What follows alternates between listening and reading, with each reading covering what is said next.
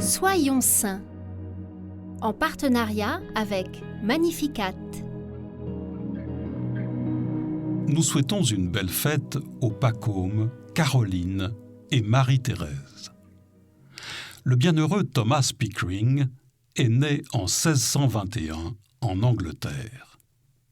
Il entre chez les bénédictins et devient frère convers, c'est-à-dire affecté aux tâches les plus humbles du monastère.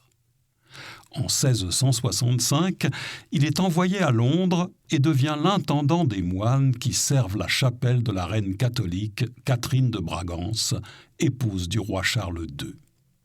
Il devient proche du couple royal et lorsque, pressé par le Parlement, le roi ordonne aux bénédictins de quitter l'Angleterre, Thomas est autorisé à rester car il n'est pas prêtre.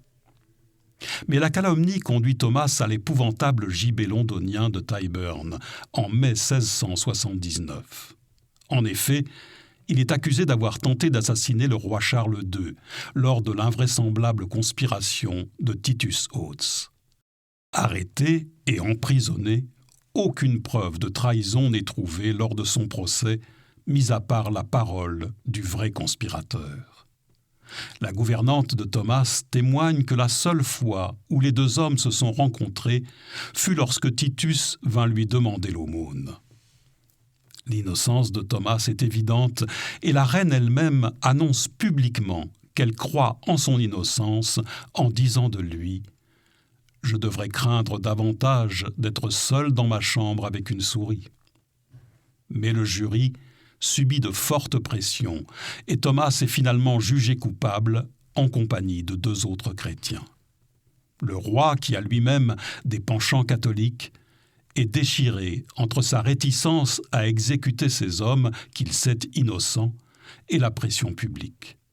Mais il finit par céder à la clameur populaire et ordonne l'exécution des deux autres condamnés, espérant calmer l'opinion et sauver Thomas. C'est un échec, et Thomas est finalement exécuté.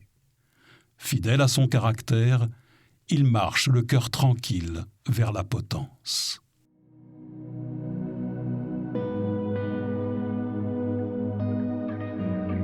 Le Seigneur est ma lumière et mon salut. De qui aurais-je crainte ? Le Seigneur est le rempart de ma vie. Devant qui tremblerais-je ?